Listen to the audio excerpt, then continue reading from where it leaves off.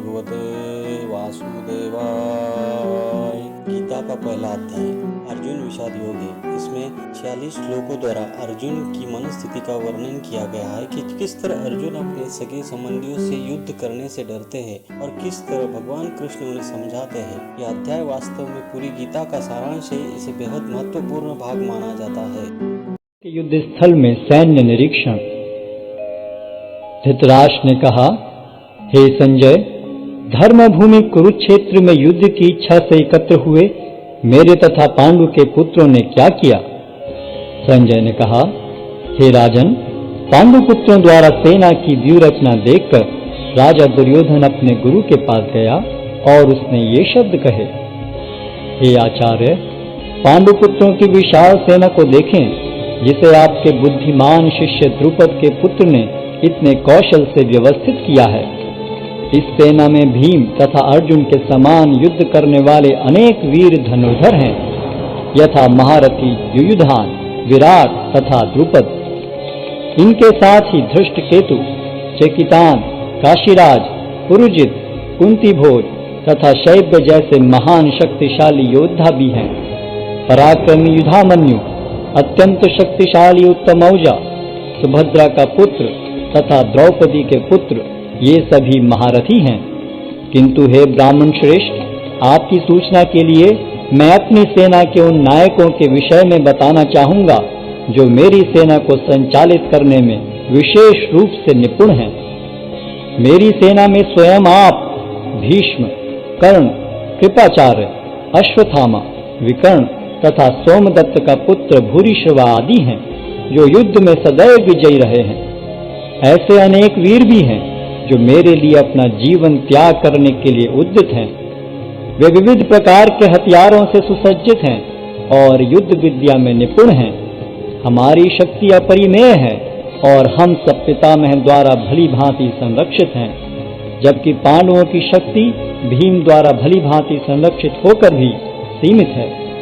अतः इस सैन्य व्यूह में अपने अपने मोर्चों पर खड़े रहकर आप सभी भीष्म पितामह को पूरी सहायता दें।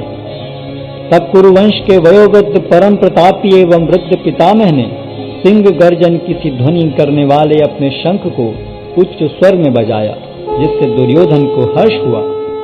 तत्पश्चात शंख, नगाड़े, बिगुल, तुरही तथा सिंह सहसा एक साथ बज उठे। वह समवेत स्वर अत्यंत कोलाहलपूर्ण था। दूसरी ओर से श्वेत घोड़ों द्वारा खींचे जाने वाले विशाल रथ पर आसीन कृष्ण तथा अर्जुन ने अपने अपने दिव्य शंख बजाए। भगवान कृष्ण ने अपना पांचजन्य शंख बजाया, अर्जुन ने देवदत्त शंख तथा अति भौजी एवं अति मानवीय कार्य करने वाले भीम ने पौंड्र नामक भयंकर शंख बजाया। हे राजन, कुंती पुत्र राजा युधिष्ठिर ने अपना अनंत विजय नामक शंख बजाया तथा नकुल और सहदेव ने सुघोष एवं मणिपुष्पक शंख बजाए। महान धनुर्धर काशीराज, परम योद्धा शिखंडी, धृष्टद्युम्न, विराट, अजय सात्यकी, द्रुपद, द्रौपदी के पुत्र तथा सुभद्रा के महाबाहु पुत्र आदि सबों ने अपने अपने शंख बजाए। इन विभिन्न शंखों की ध्वनि कोलाहल पूर्ण बन गई, जो आकाश तथा पृथ्वी को शब्दायमान करती हुई धृतराष्ट्र के पुत्रों के हृदय को विदीर्ण करने लगी। उस समय हनुमान से अंकित ध्वजा लगे रथ पर आसीन पांडु पुत्र अर्जुन अपना धनुष उठाकर तीर चलाने के लिए उद्यत हुआ। हे राजन, धृतराष्ट्र के पुत्रों को व्यूह में खड़ा देखकर अर्जुन ने श्री कृष्ण से ये वचन कहे। अर्जुन ने कहा, हे अच्युत, कृपा करके मेरा रथ दोनों सेनाओं के बीच ले चलें, जिससे मैं यहाँ उपस्थित युद्ध की अभिलाषा रखने वालों को और शस्त्रों की इस महान परीक्षा में जिनसे मुझे संघर्ष करना है उन्हें देख सकूं। मुझे उन लोगों को देखने दीजिए जो यहाँ पर धृतराष्ट्र के दुर्बुद्धि पुत्र दुर्योधन को प्रसन्न करने की इच्छा से लड़ने के लिए आए हुए हैं।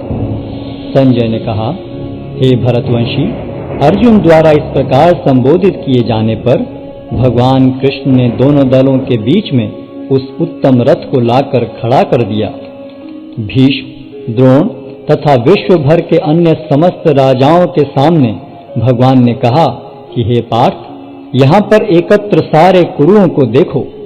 अर्जुन ने वहां पर दोनों पक्षों की सेनाओं के मध्य में अपने चाचा ताऊओं, पितामहों, गुरुओं, मामाओं, भाइयों, पुत्रों, पौत्रों, मित्रों, ससुरों और शुभ चिंतकों को भी देखा।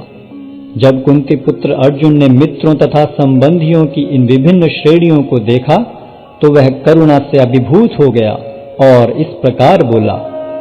अर्जुन ने कहा, हे कृष्ण, इस प्रकार युद्ध की इच्छा रखने वाले अपने मित्रों तथा संबंधियों को अपने समक्ष उपस्थित देखकर मेरे शरीर के अंग कांप रहे हैं और मेरा मुख सूखा जा रहा है।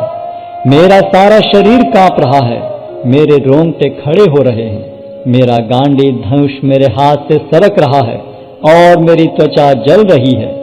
मैं यहाँ अब और अधिक खड़ा रहने में असमर्थ हूँ। मैं अपने को भूल रहा हूँ और मेरा सिर चकरा रहा है। हे कृष्ण, मुझे तो केवल अमंगल के कारण दिख रहे हैं। हे कृष्ण, इस युद्ध में अपने ही स्वजनों का वध करने से न तो मुझे कोई अच्छाई दिखती है और न मैं उससे किसी प्रकार की विजय, राज्य या सुख की इच्छा रखता हूँ। हे गोविंद, हमें राज्य, सुख अथवा इस जीवन से क्या लाभ, क्योंकि जिन सारे लोगों के लिए हम उन्हें चाहते हैं वे ही इस युद्ध भूमि में खड़े हैं। हे मधुसूदन, जब गुरुजन, पितृगण, पुत्रगण, पितामह, मामा, ससुर, पौत्रगण, साले तथा अन्य सारे संबंधी अपना अपना धन एवं प्राण देने के लिए तत्पर हैं और मेरे समक्ष खड़े हैं, तो फिर मैं इन सब को क्यों मारना चाहूंगा, भले ही वे मुझे क्यों न मार डालें। हे जीवों के पालक, मैं इन सबों से लड़ने को तैयार नहीं, भले ही बदले में मुझे तीनों लोग क्यों न मिलते हों। इस पृथ्वी की तो बात ही छोड़ दें। भला धृतराष्ट्र के पुत्रों को मारकर हमें कौन सी प्रसन्नता मिलेगी। यदि हम ऐसे आतताइयों का वध करते हैं तो हम पर पाप चढ़ेगा।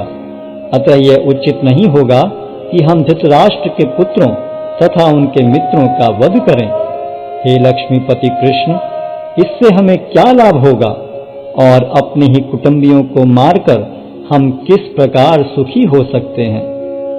हे जनार्दन, यद्यपि लोक से अभिभूत चित्त वाले ये लोग अपने परिवार को मारने या अपने मित्रों से द्रोह करने में कोई दोष नहीं देखते, किंतु हम लोग जो परिवार के विनष्ट करने में अपराध देख सकते हैं, ऐसे पाप कर्मों में क्यों प्रवृत्त हों। कुल का नाश होने पर सनातन कुल परंपरा नष्ट हो जाती है और इस तरह शेष कुल भी अधर्म में प्रवृत्त हो जाता है। हे कृष्ण, जब कुल में अधर्म प्रमुख हो जाता है तो कुल की स्त्रियां दूषित हो जाती हैं और स्त्रीत्व के पतन से हे वृष्णिवंशी अवांछित संतानें उत्पन्न होती हैं। अवांछित संतानों की वृद्धि से निश्चय ही परिवार के लिए तथा पारिवारिक परंपरा को विनष्ट करने वालों के लिए नारकीय जीवन उत्पन्न होता है। ऐसे पतित कुलों के पुरखे गिर जाते हैं क्योंकि उन्हें जल तथा पिंडदान देने की क्रियाएं समाप्त हो जाती हैं। जो लोग कुल परंपरा को विनष्ट करते हैं और इस तरह अवांछित संतानों को जन्म देते हैं, उनके दुष्कर्मों से समस्त प्रकार की सामुदायिक योजनाएं तथा पारिवारिक कल्याण कार्य विनष्ट हो जाते हैं। हे प्रजापालक कृष्ण, मैंने गुरु परंपरा से सुना है कि जो लोग कुल धर्म का विनाश करते हैं वे सदैव नरक में वास करते हैं। ओहो, कितने आश्चर्य की बात है कि हम सब जघन्य पाप कर्म करने के लिए उद्यत हो रहे हैं। राज्य सुख भोगने की इच्छा से प्रेरित होकर हम अपने ही संबंधियों को मारने पर तुले हैं। यदि शस्त्रधारी धृतराष्ट्र के पुत्र मुझ निहत्थे तथा रणभूमि में प्रतिरोध न करने वाले को मारें तो यह मेरे लिए श्रेयस्कर होगा। संजय ने कहा, युद्ध भूमि में इस प्रकार कहकर अर्जुन ने अपना धनुष तथा बाण एक ओर रख दिया और शोक संतप्त चित्त से रथ के आसन पर बैठ गया।